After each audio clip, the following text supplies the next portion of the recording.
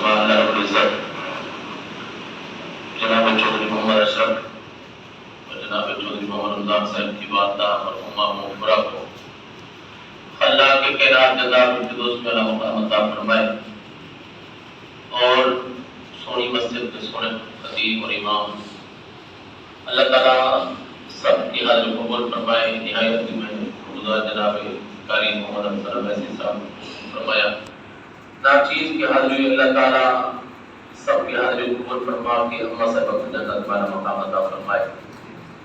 ثواب کی نیت سے بابا نے بلند درود پاک پڑھ لیجیے۔ میں اپنی مختصر حاضری پیش کروں، کوئی لفظ زبان خاموش نہ رہے۔ ثواب کی نیت سے بابا نے بلند درود پاک پڑھ لیجیے۔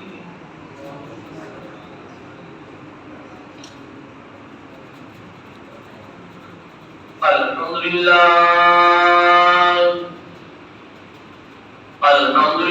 رب العالمین والعاقبۃ للمتقین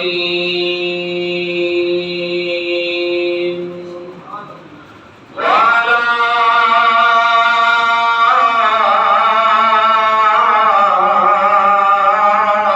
آلہ الطیبین الطاہرین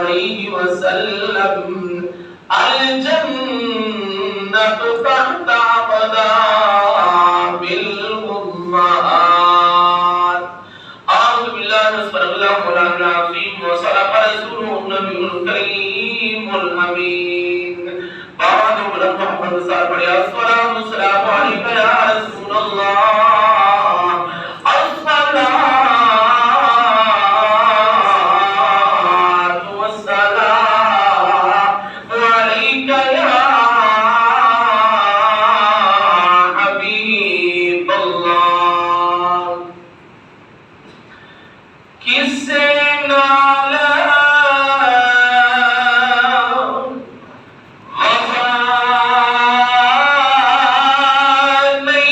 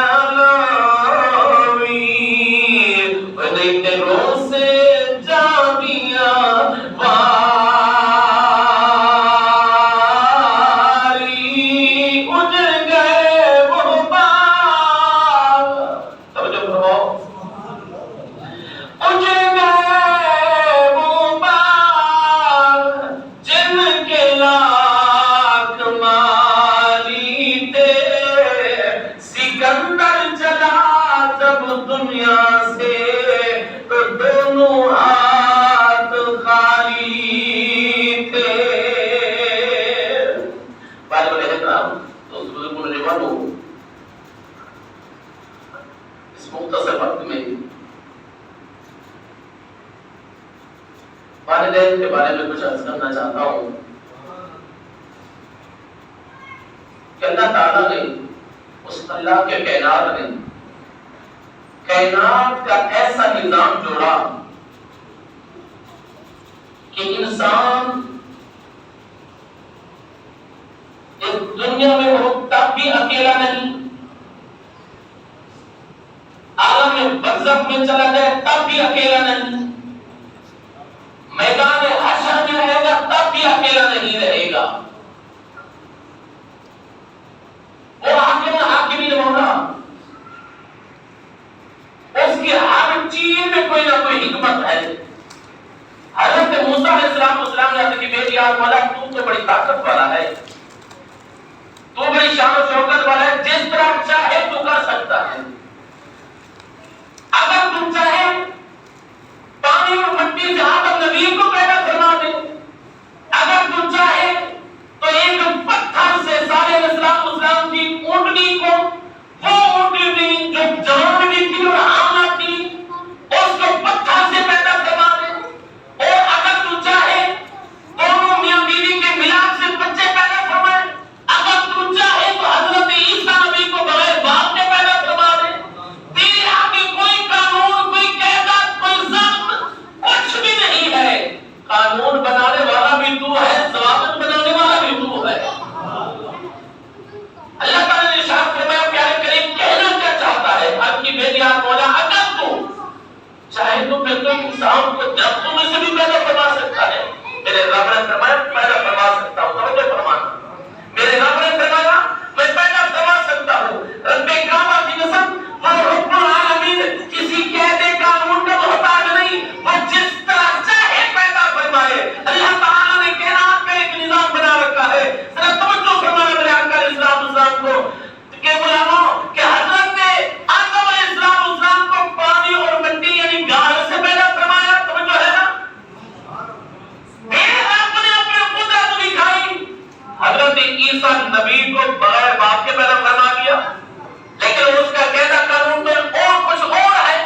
اور میرے رب نے دنیا کو دکھایا، فرمایا اگر میں رب چاہوں تو اس طرح بھی کر سکتا ہوں کہ ایک بند انڈے سے جہاں سے نہ آکسیجن کا سسٹم، توجہ ہے نا، نہ کوئی دروازہ، نہ کھڑکی، نہ روشن دان، میرے رب نے فرمایا اگر میں رب چاہوں تو ایک بند انڈے سے جان دے سکتا ہوں۔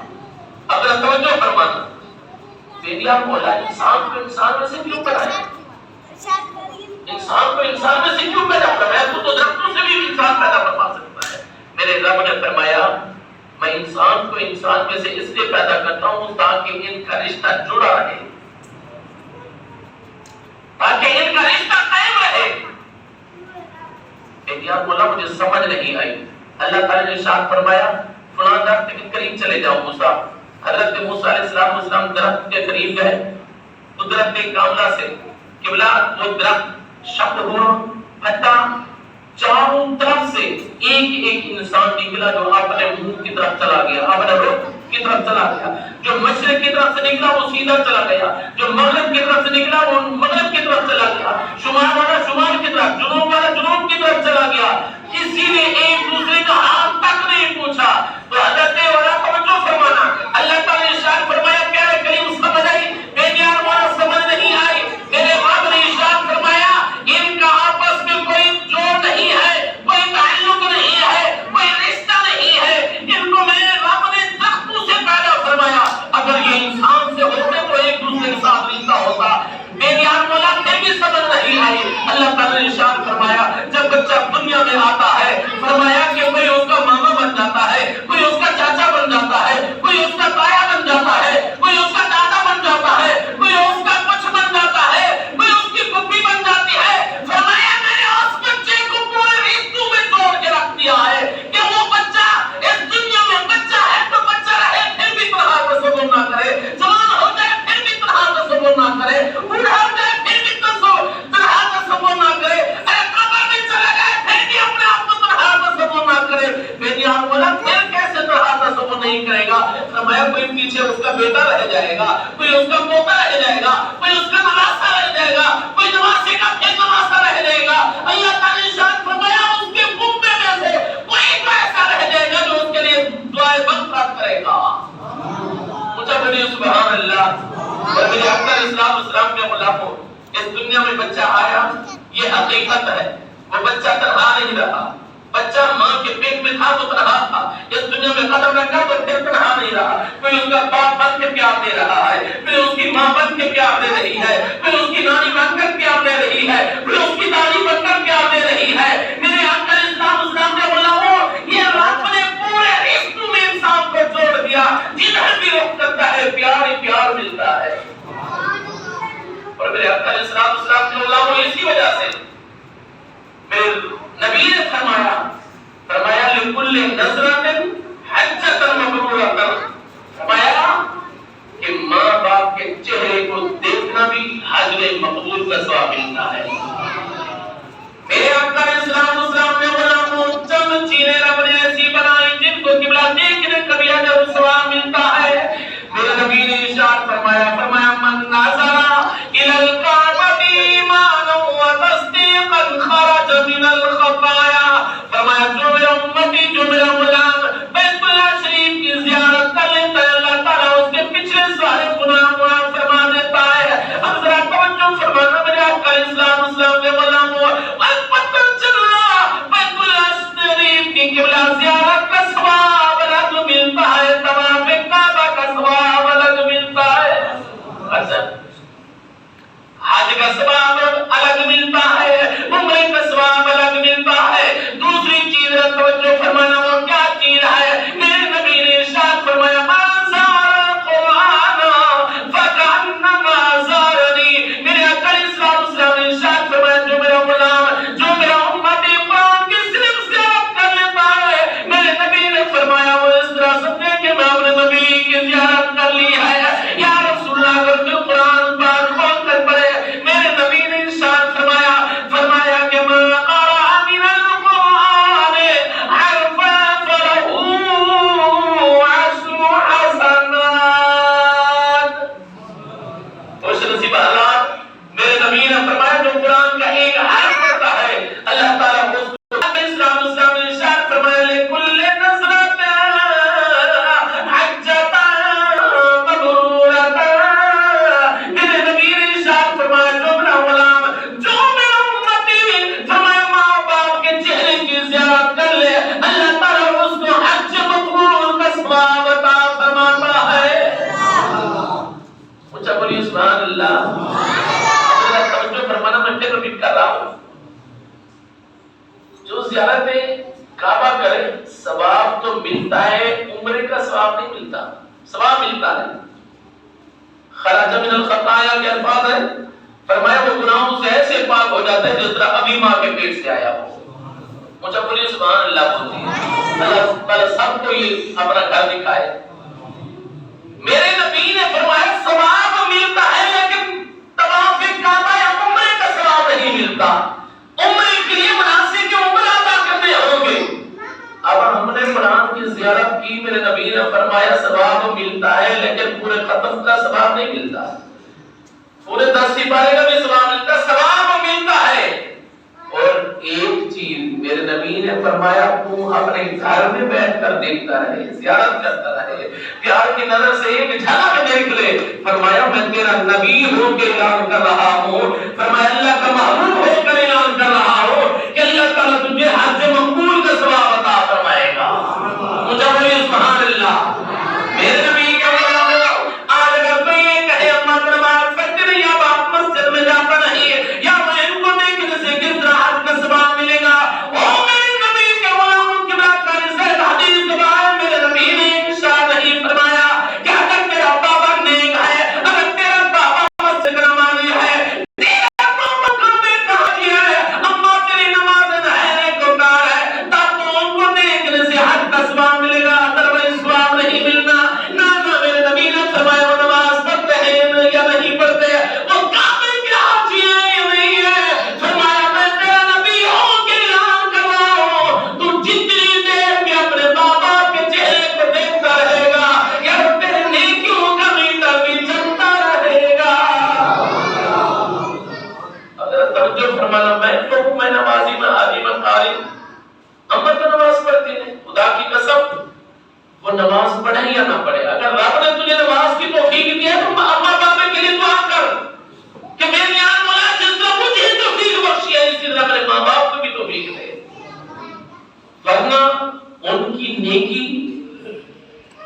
ان کا نمازی ہونا، ان کا قرآن قاری ہونا، ان کا کعبے کا حاجی ہونا تیرے لیے کوئی معنی نہیں رکھتا، وہ نماز پڑھے یا نہ پڑھے۔ میرے نبی نے فرمایا صرف تو ایک جھلک دیکھتا ہے۔ وہ دیجیے سبحان اللہ۔ صحابی رسول کھڑا ہو گیا، عرض کیا رسول اللہ صلی اللہ علیہ وسلم یہ تو بڑا آسان نسخہ ہے، خدا کی قسم ذرا توجہ فرمانا۔ میرے آقا علیہ السلام کے غلاموں نے یہ عرض کی، یا رسول اللہ اگر کوئی نیک بخت بیٹا ایک مرتبہ نہیں 10 مرتبہ دیکھ لے، 10 مرتبہ نہیں 50 مرتبہ دیکھ لے، کہ اللہ تعالیٰ اس کو 10 حج مقبول کا ثواب عطا فرمائے گا؟ کیا 50 حج کا ثواب ملے گا؟ میرے آقا علیہ السلام نے ارشاد فرمایا میرے غلاموں، میرے امتیوں، تم بھی سنو، میرے آنے والے غلاموں کو بھی بتا دینا، جو بھی میرا غلام، جو بھی میرا امتی اپنے ماں باپ کے چہرے کو جتنی بار بھی دیکھے گا، اللہ تعالیٰ ہر نظر کے بدلے حج مقبول کا ثواب عطا فرمائے گا۔ میرے آقا علیہ السلام نے علماء ذرا اپنے دل کی عدالت میں فیصلہ رکھو کہ جن کو دیکھنے سے، صرف دیکھنے سے، آج تو ہم دیکھنا بھی گوارا نہیں کرتے، خدا کی قسم رول گئے آج تو ہم ماں باپ کو دیکھنا گوارا نہیں کرتے۔ میرے نبی نے فرمایا جو بھی میرا غلام اپنے ماں باپ کے چہرے کو دیکھ لے گا، جن کو صرف دیکھنے سے حج مقبول کا ثواب ملے، میں گارنٹی سے کہتا ہوں۔ تو صاحب اگر کوئی حج کرنے والا سید ہو، قریشی ہو، ملک ہو، چودھری ہو، کوئی بھی ہو، جب حج کر کے واپس آتا ہے کوئی گارنٹی نہیں کہ میرے رب نے میرا حج قبول فرما لیا ہے، لیکن اس حج میں کوئی شک ہی نہیں ہو سکتا جس کو میرے نبی نے قبولیت کی مہر لگا دی ہے۔ صاحب میرے نبی نے فرمایا کہ جو میرا غلام، جو میرا امتی صرف دیکھے گا، اللہ تعالیٰ اس کو حج مقبول کا ثواب عطا فرمائے گا۔ اب ذرا فیصلہ اپنے دل کی عدالت میں رکھ کے پوچھ کہ جن کو دیکھنے سے حج مقبول کا ثواب ملے، یار پھر ان کی خدمت میں کتنا اجر ہوگا۔ آدم جی بھی بولیا، حضور قاسم بولیا، فرمایا جس میں پلے امال نہ کوئی وہ کرے زیارت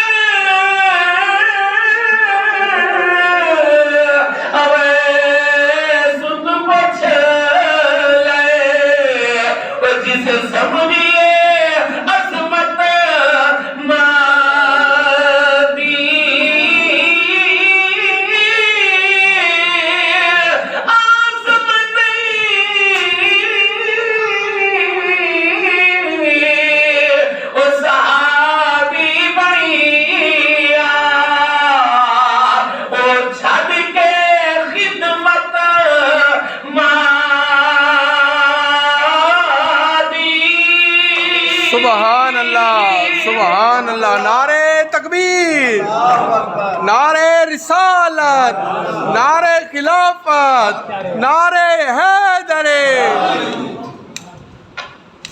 میرے آقا علیہ السلام کے علماء،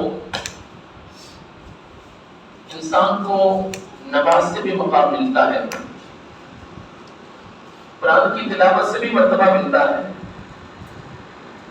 حج کرنے سے بھی اجر ملتا ہے، لیکن یاد رکھنا حج بھی ہم نے کر لیا، نمازیں بھی پڑھ لی، ساری نیکیاں کر لی، اب ان کی قبولیت کے لیے ماں باپ کا راضی ہونا ضروری ہے۔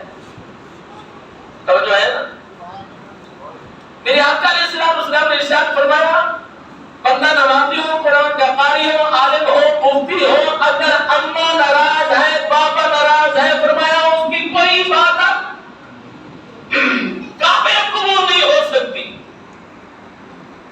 اگر نمازی بھی پڑھ لے، روزے بھی پڑھ لے، حج بھی پڑھ لے، اور ماں باپ بھی راضی ہیں، خدا کی قسم سونے پہ سہاگا ہے۔ سبحان اللہ۔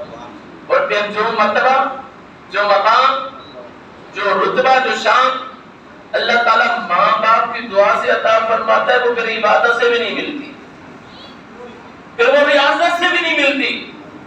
محنت کر، سجدے کر، اگر ماں باپ راضی ہو تو پھر ساری عبادت بھی قبول ہے۔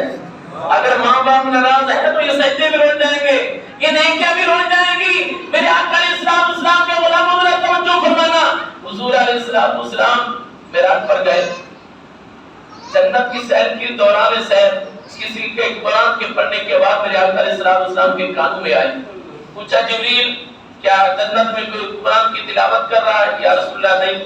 فرمایا میرے کان دھوکہ نہیں کھا سکتے، میرے کانوں میں آواز آ رہی ہے۔ حضرت جبریل کہ ہاں یا رسول اللہ صلی اللہ علیہ وسلم، جنت میں تو قرآن کی تلاوت کوئی نہیں کر رہا، لیکن تو آپ کا غلام ہے، سبحان اللہ، سبحان اللہ، آپ کا غلام ہے جو بیٹھا مکہ کے سرزمین پر ہے، بیٹھا گھر میں ہے، بیٹھا اپنے کمرے میں ہے۔ یا رسول اللہ یہ جب بھی قرآن کی تلاوت کرتا ہے اس کے بعد جنت تک جاتی ہے۔ میرے آقا علیہ السلام نے ارشاد فرمایا اچھا یہ اس کو رب نے کس طرح مقام عطا فرمایا ہے؟ تلاوت تو سارے کرتے ہیں، قرآن کی تلاوت تو سارے کرتے ہیں، یہ مرتبہ مقام کیسے ملا کہ بندہ تلاوت کرے زمین پہ بیٹھ کر اور اس کے بعد جائے عرش بری پر؟